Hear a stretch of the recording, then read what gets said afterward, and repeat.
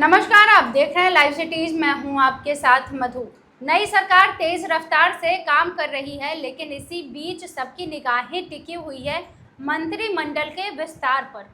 कहा यह गया कि जो 5 राज्यों में चुनाव हो रहे हैं, उसके रिजल्ट आने के बाद बिहार में मंत्रिमंडल का विस्तार किया जाएगा। लेकिन इसी के बीच सबसे ज़्यादा तेज चर्चा है विजय कुमार सिन्हा की, जो पहले राजस्व एवं भूमि सुधार के मंत्री थे और डिप्टी सीएम भी रह चुके हैं बिहार के। तो ऐसे में सबसे ज़्यादा तेज चर्चा है विजय कुमार सिन्हा की कि आगे चलकर उनको कौन सा विभाग दिया जाएगा। लोग ये भी कह रहे थे कि थोड़ी सी नाराज़गी थी उनकी जब नई सरकार का गठन हो रहा था तब।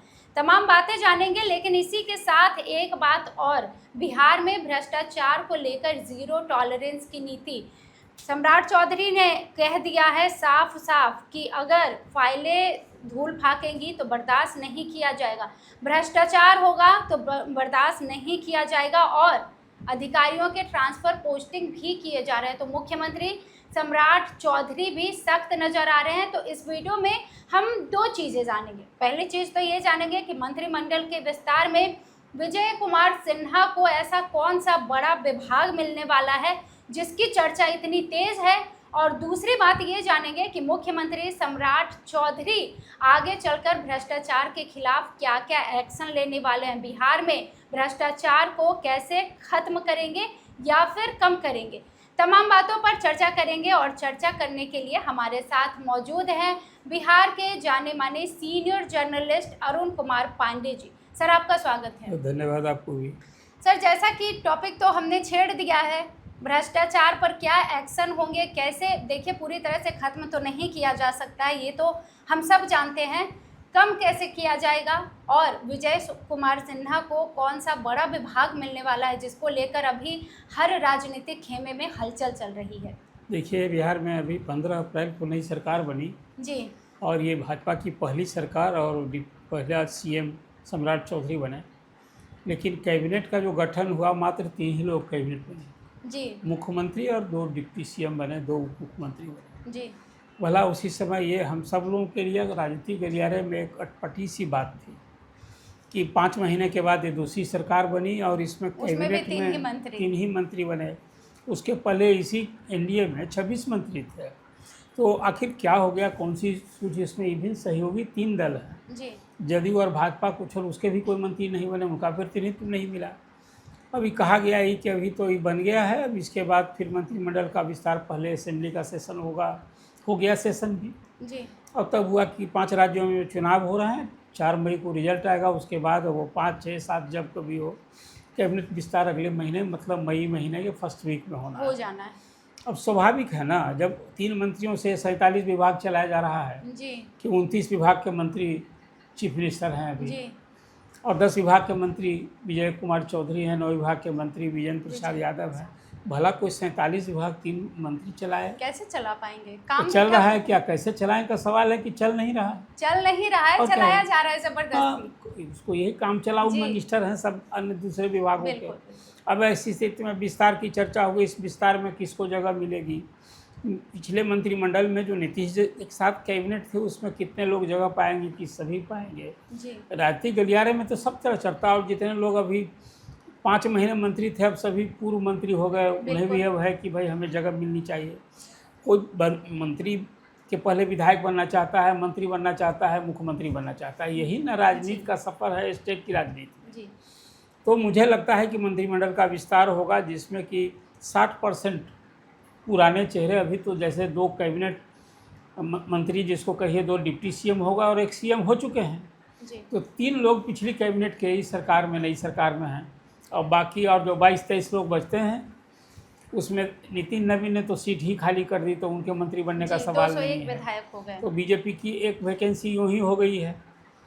बीजेपी ने अपनी 14-15 मंत्रियों की जो जगह थी, वो सारे मंत्री बना दिए थे। जी, अब सवाल है कि वही सारे मंत्री बनेंगे कि उसमें 1-2 लोग को ड्रॉप किया जाएगा, जी, नए लोगों को जगह दी मिलेगी। और फिर जदयू में जो कोटा था, उसका 7 ही मंत्री बने थे, 8 मंत्री सीएम सहित। तो अब तो जो सीएम थे वो अब राज्यसभा के मेंबर हो गए। जी, बिहार की राजनीति सीन से कहिए, सियासी सीन से ही वो अपने को गायब कर लिया है। जी, तो नेचुरल है कि जदयू में नए चेहरे भी होंगे और पुराने चेहरे भी होंगे। उसमें नए चेहरों को लेकर चर्चा है। आपने एक चर्चा कर दी विजय कुमार सिन्हा को लेकर। देखिए, विजय कुमार सिन्हा और सम्राट चौधरी 2 डिप्टी सीएम थे जब जदयू की सरकार थी, नीतीश कुमार सीएम थे। लेकिन अब ये पहले से फॉर्मूला था कि यदि बीजेपी का सीएम होगा तो 2 डिप्टी सीएम होगा जदयू का। तो फिर विजय कुमार सिन्हा का क्या होगा, जो अभी मंत्री भी नहीं है। तो हुआ कि उनकी वरिष्ठता रही है, स्पीकर रहे हैं, डिप्टी सीएम रहे हैं, अब कई विभाग के मंत्री रहे हैं। अब बीते 5 महीने में नीतीश कुमार के कार्यकाल में एज ए रेवेन्यू मिनिस्टर एक अभियान छेड़ा था। उन्होंने निश्चित रूप से कहा जा सकता है कि लंबे अरसे के बाद, दशकों बाद, कोई रेवेन्यू डिपार्टमेंट जो बिहार की भूमिवाद की समस्या है उसके निदान के लिए एक अभियान चलाया, रुचि दिखाई और पूरे जिले में यात्रा कर रहे थे। एक माहौल बना हुआ था खुद जा रहे और निश्चित रूप से कहा जा सकता है कि विजय कुमार सिन्हा नीतीश कैबिनेट में सारे दूसरे मंत्रियों से, मुख्यमंत्री तो कहीं कहीं घूमते हैं, वो तो जाते ही रहते थे, ज़्यादा चर्चा में थे। अब सवाल है कि नई सरकार में उनको जगह मिलेगी क्या, मिलेगी तो उनको कौन सा विभाग मिलेगा। आपने चर्चा की बहुत लोग कि भाई गृह विभाग उनको मिल सकता है, इससे इनकार नहीं किया जा सकता है। उनकी वरिष्ठता, उनको सम्मान रखने के लिए भाई चलिए डिप्टी सीएम नहीं गृह मंत्री हो गए। लेकिन मुझे लगता है कि राज्य हित में और विभाग हित में गृह विभाग अपने आप एक सचमुच में समस्या की बात है कि गृह विभाग राज्य का विषय है और लोगों के अमन चैन कायम रखना यही राज्य की जिम्मेवारी होती है। और बिहार में भूमि विवाद की अलग समस्या है, लॉ एंड ऑर्डर की एक अस्थायी समस्या होती है। उसके लिए भी कहा जा सकता है कि पिछले महीनों में या पिछले वर्षों में बिहार में लॉ एंड ऑर्डर की स्थिति वो पहले जैसी नहीं रही जो नीतीश कुमार के 5 साल प्रारंभ में रहे थे। अभी ताज़ा उदाहरण है 5 महीने में जो नीतीश गवर्नमेंट रही, जहानाबाद के नीच छात्रा कांड का, आज तक उसमें अपराधी नहीं पकड़ा गया, किसी की गिरफ्तारी नहीं हुई, गिरफ्तार हुआ उसको जमानत मिल गई।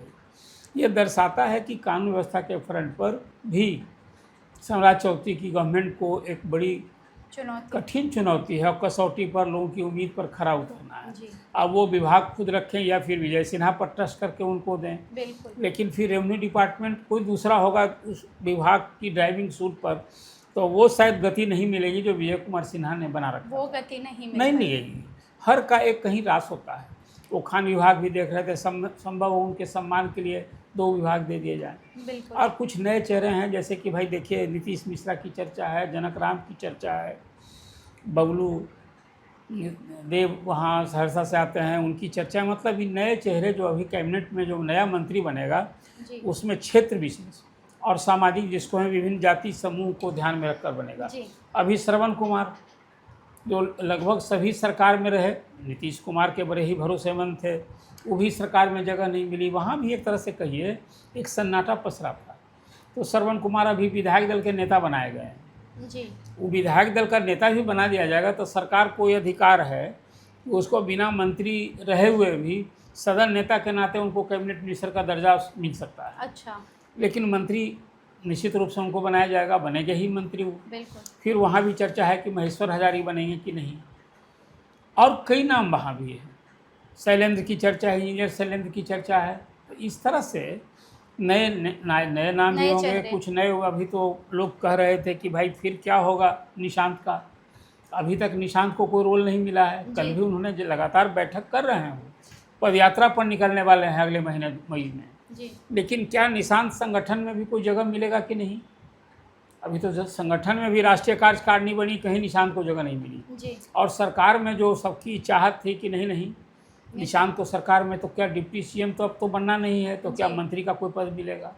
ये सारे सवाल अभी तब तक जब तक कि मंत्रिमंडल का विस्तार ना हो जाता है, अभी तो सब क्यास ही की बात है। हम सब लोग क्यास लगाते हैं, आखिर इन्हीं जो विधायक चुनकर आए हैं। कही अब बात था, उपेंद्र कुशवाहा ने अपने बेटे को बना दिया, वो न चुनाव लड़े थे न एमएलए एमएलसी।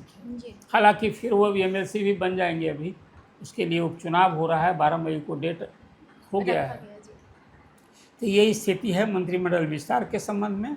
भ्रष्टाचार के बारे में बात करें। भ्रष्टाचार के बारे में देखिए, एक 0 टॉलरेंस की बात कहते थे नीतीश जी, अब उन्हीं की राह पर चल रहे हैं। तो कोई भी सरकार भ्रष्टाचार को प्रमोट करेगी, लेकिन इस फ्रंट पर नीतीश गवर्नमेंट का जो एक्सपीरियंस, भले कहिए कि 0 टॉलरेंस भ्रष्टाचार का, पूरा प्रशासनिक भ्रष्टाचार में आकंठ भ्रष्टाचार, थाना ब्लॉक से लेकर के ऊपर सचिवालय तक, कोई काम किसी का बिना पैरवी और पैसे का होता है क्या?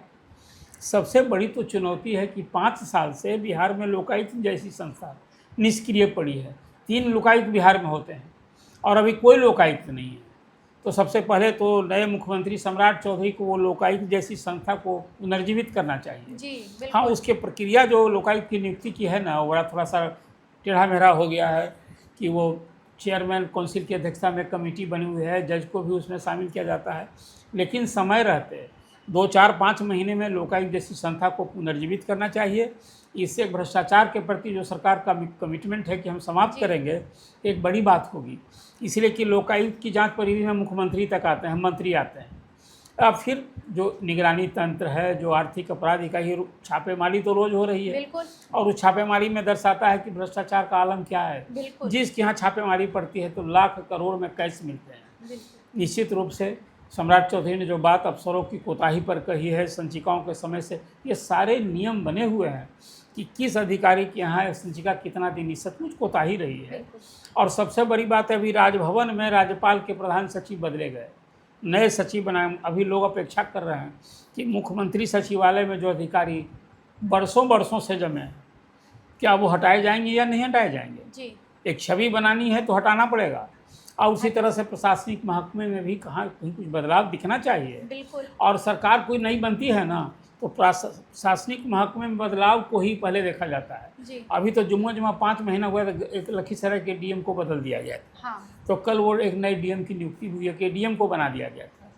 तो कुल मिलाकर सम्राट चौधरी को जैसा है कि राजनीतिक चुनौती है, प्रशासनिक चुनौती है, और सरकार की छवि जो नीतीश कुमार ने एक लाइन खींची है, उससे बड़ी लाइन खींचनी है, तो ये सब तो कुछ पूरी निष्ठा से करना ही होगा। अभी बिहार में अतिक्रमण हटाने का अभियान चला है। जी। ये पूरे दिन अभी मैं देख रहा हूँ, खबरें रोज राज्य भर से आ रही हैं। हाँ, भ्रष्टाचार पर जो एक अभियान, कहीं कुछ ना कुछ जो पकड़े जाते हैं, समय रहते उनको सज़ा मिले, और विभाग से कार्रवाई नहीं हो पाती है। सस्पेंडेड ऑफिसर जो घूस लेते पकड़ाता है, उस साल 6 महीने के बाद सस्पेंशन उड़ जाता है, फिर वो विभाग में पोस्टिंग हो जाती है। अब भरा लुटेरा ऐसा भ्रष्ट अधिकारी फिर विभाग में जब लौटेगा तो ईमानदार बनेगा। बिल्कुल। ऐसे अधिकारियों को सेवा समाप्त करनी चाहिए, कोई एक तरह का नियम बनना चाहिए ऐसा इस फ्रंट पर ना। बिल्कुल। एक अभियानंद के ज़माने में डीजीपी के रूप में उन्होंने पुलिस विभाग में कार्रवाई की थी कि जो विभाग के अधिकारी घूस देते पकड़ाए तो सेवा से बर्खास्त। ऐसी कार्रवाई सभी विभाग में होनी चाहिए। इस फ्रंट पर जब तक कुछ सख्ती नहीं दिखेगी तो सिर्फ कहने भर की बात होगी, या मुख्यमंत्री कहते रहेंगे कि हम भ्रष्टाचार बर्दाश्त नहीं करें। कोई भला बर्दाश्त करता है क्या? नहीं। लेकिन नतीजा तो सिफर होता है। कहने की बात रह हाँ, यही मैं कहता हूँ। तो तमाम बातें आपने सुनी है। विजय कुमार सिन्हा को गृह विभाग मिल सकता है, नहीं मिल सकता है, कब तक मंत्रिमंडल का विस्तार होगा, नई सरकार आगे चलकर कैसे भ्रष्टाचार को खत्म करने के लिए क्या क्या नीतियां अपनाएगी, तो तमाम बातें हमें सर ने बताई है। सर, आपका बहुत बहुत धन्यवाद। और आप भी जुड़े रहिए हमारे साथ तमाम खबरों के लिए। लाइव सिटीज़ को देखते रहिए। वीडियो देखने के लिए आपका धन्यवाद।